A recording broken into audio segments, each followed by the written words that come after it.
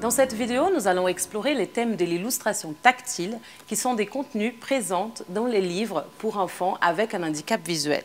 Depuis plusieurs années, je consacre mes recherches à cette thématique et aujourd'hui, je suis accompagnée de Caroline Mascle, qui a aussi développé des travaux de recherche dans ce domaine, notamment dans le cadre de sa thèse de doctorat. Bonjour Caroline. Bonjour.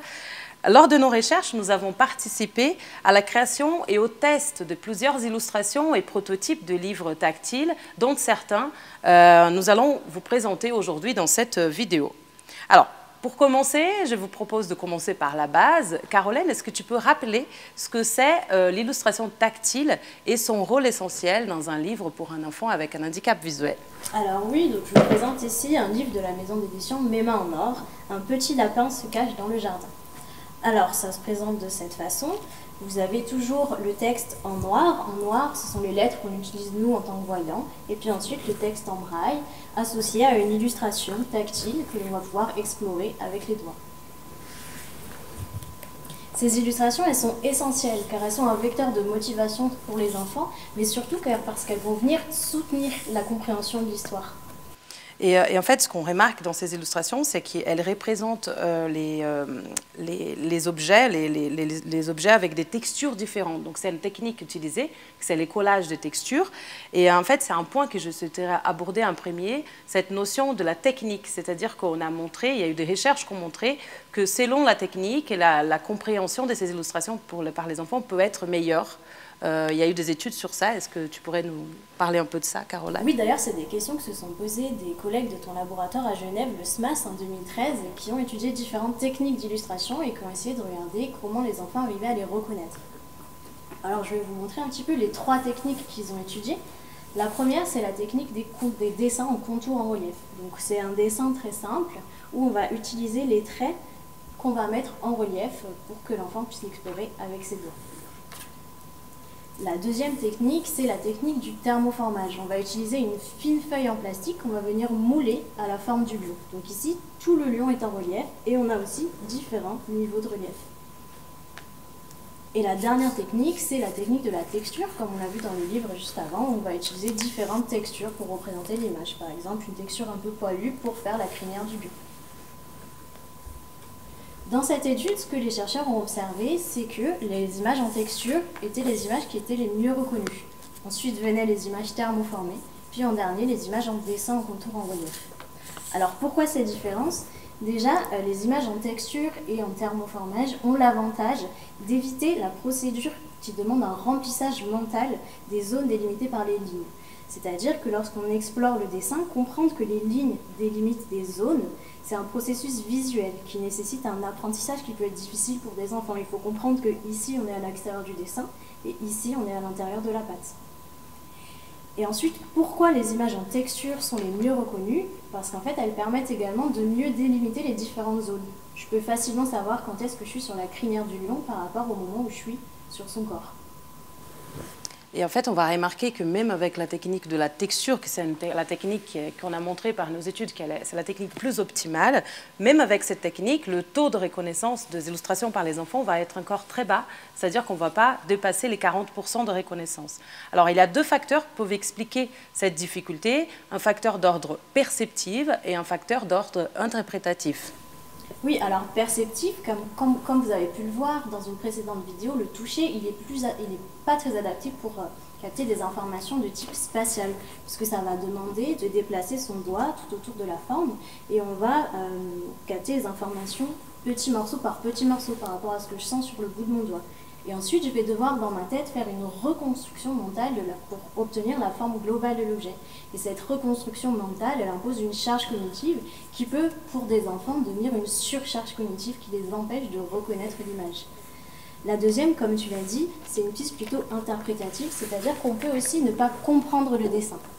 Et c'est cette piste interprétative que tu as étudiée dans tes recherches sur le tactile lunaire italien.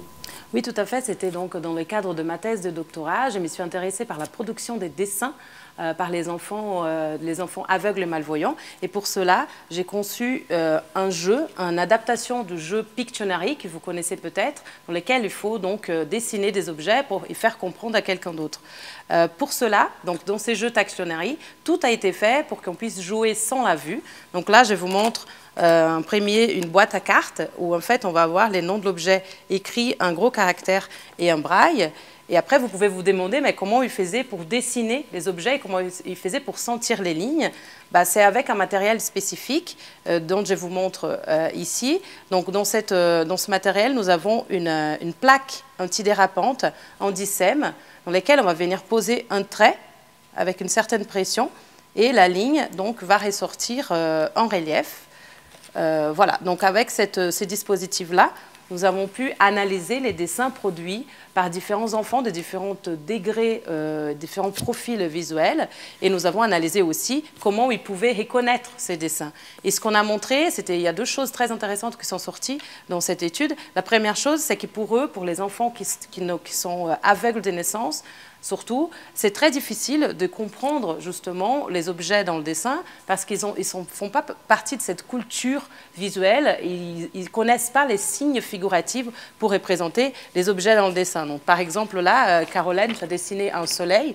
Donc, pour ces enfants, pour des enfants voyants et pour nous des voyants, depuis qu'on est petit, on dessine ces soleils, on fait tous le même soleil avec un rond et avec deux traits, et pour différencier notamment de la lune qui va être sans trait, par exemple. Donc il y a tout un tas de signes figuratifs dans notre culture visuelle qu'on apprend depuis qu'on est petit et dont les enfants, il manque. Les enfants qui sont aveugles de naissance ne vont pas avoir cette culture visuelle. Ce qui fait que ça va être très difficile pour eux de reconnaître ces différentes formes s'ils n'ont pas eu un apprentissage préalable.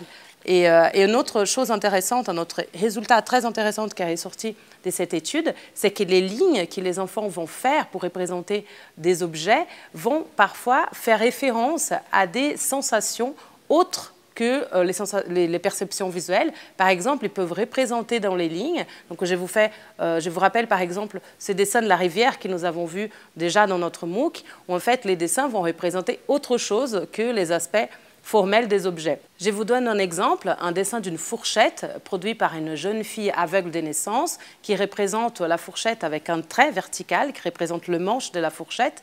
Et ensuite, on va avoir seulement 4 petits points qui vont représenter vraiment la sensation des pics sur la langue au moment où elle s'en sert de la fourchette. Donc, au vu de cette complexité pour reconnaître les images tactiles, on s'est demandé dans nos travaux de recherche, toutes les deux, comment rendre ces images plus accessibles. Alors la première piste que j'ai explorée dans le cadre de différents travaux de recherche, c'est l'évaluation de ce que j'appelle les textures pertinentes. C'est-à-dire qu'on ne va plus représenter la forme figurative de l'image, mais on va se baser sur une texture qui va être au plus proche du réel. Donc, je vais vous donner un exemple de cette technique d'illustration dans un livre qui a été édité par la maison d'édition Mémoire Mort, 1, 2, 3 Banquise, où on va représenter en fait les renards avec des triangles pour représenter donc le museau du renard, et puis on va surtout utiliser en fait une texture qui représente les poils du renard, donc on appelle la texture pertinente. Se passer de la forme figurative, en fait, ça va permettre d'éviter ce travail de reconstruction mentale dont je parlais tout à l'heure, travail qui peut causer une surcharge cognitive pour les enfants. On rappelle que le but des images dans les livres pour les enfants, c'est vraiment de venir soutenir la compréhension de l'histoire. Ça ne doit pas être un travail supplémentaire d'explorer l'image et de l'identifier. Et dans nos recherches, ce qu'on a montré avec ces images, c'est que les enfants arrivaient à les reconnaître très rapidement, d'un bout de doigt. Quand ils se promenaient dans l'image, ils arrivaient facilement à repérer les différents objets, les différents personnages, par rapport à des images en texture où on a toute la forme figurative qui est représentée. Et puis en plus, ces images, elles permettent d'éviter les problèmes de convention visuelle dont tu parlais, Daniel, les problèmes d'incompréhension entre le monde perceptif des voyants et des enfants déficients visuels, puisqu'on se base sur une représentation commune, c'est-à-dire qu'on a tous accès à la représentation de la douceur du chat, si on dessine le chat en rond de poil par exemple. D'ailleurs, Daniel, c'est de cette idée de représentation commune que sont issues tes recherches. Oui, c'était lors de mon travail en tant que responsable RD à la maison d'édition Les Doigts qui rêvent en 2013, avec l'équipe de cette maison d'édition spécialisée dans la conception et de l'édition de livres tactiles illustrés à destination des enfants en situation de handicap visuel. Nous avons réfléchi à différents moyens de mettre en avant les expériences communes, des contenus donc à la fois pertinents pour les lecteurs aveugles et communs à tous. Une piste qui s'est révélée très promoteuse est de mettre en avant les simulations des interactions réelles de la main et du corps avec les objets. Donc, je vous montre l'exemple d'un livre édité par la maison d'édition Les Doigts qui rêvent, quand nous avons, à la suite de notre travail de réflexion. Donc là, c'est les livres La chasse à l'ours. Et tout se passe dans ce livre. Toutes les illustrations dans ce livre sont conçues de sorte que c'est un personnage qui va se balader. Donc, on doit le faire glisser sur un fil qui va se balader dans différents environnements. Donc là, il traverse la prairie. On va avoir donc la sensation tactile de la prairie et aussi les bruits de la prairie qui va ressortir. Là, on a un autre exemple pour l'illustration d'une rivière. Donc là, c'est la même démarche, la même proposition. Le personnage va donc traverser la rivière et là, on va avoir une texture différente pour représenter la rivière. Et dans le cadre de mes recherches, dans la continuité de mes recherches, on a exploré encore plus cette idée du corps qui est en interaction avec les objets, avec une idée de simulation au travers des gestes de la main. Et les gestes qu'on a travaillés, c'est les gestes des deux doigts, l'index et les majeurs. Si je vous demande de faire vous-même l'expérience à la maison, d'essayer de mimer avec votre index et votre majeur l'action de glisser sur un toboggan, par exemple, ou de sauter sur une trampoline, ce qu'on a remarqué dans une étude, c'est que les personnes aveugles, les personnes voyantes vont reproduire les mêmes gestes, vont avoir les mêmes standards de gestes pour simuler ces actions. Et du coup, on a exploré cette démarche-là dans des illustrations, dans des véritables modules en 3D. Là, je vous montre l'exemple d'un module 3D qui a été conçu pour représenter les toboggans, dans lesquels on a invité l'enfant, des enfants aveugles, des enfants voyants, à explorer avec les deux doigts et nous dire ce que c'est comme objet.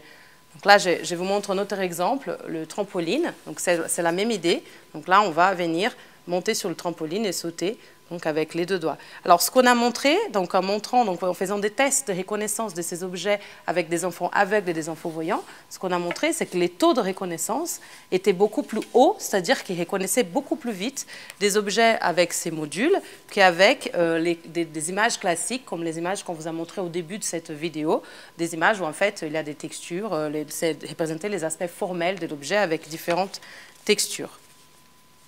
Et dans une recherche plus récente, on a exploré cette idée de la gestuelle qui fonctionnait très bien dans les cadres des différents tests de reconnaissance qu'on a pu faire.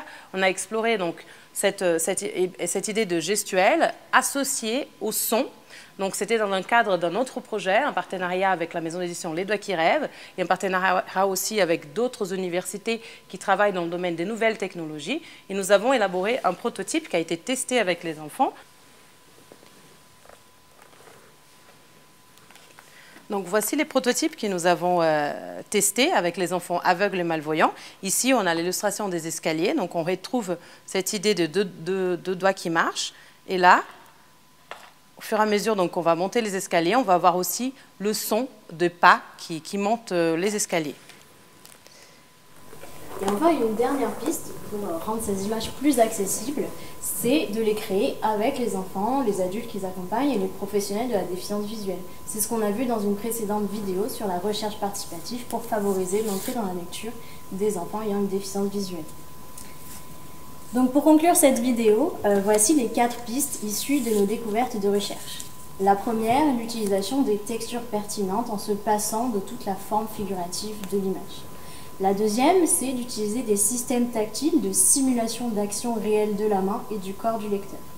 La troisième, c'est, dès que possible, enrichir l'expérience multisensorielle avec l'ajout d'autres modalités. Et enfin, la dernière, faire participer les enfants et leur entourage à la création des images tactiles.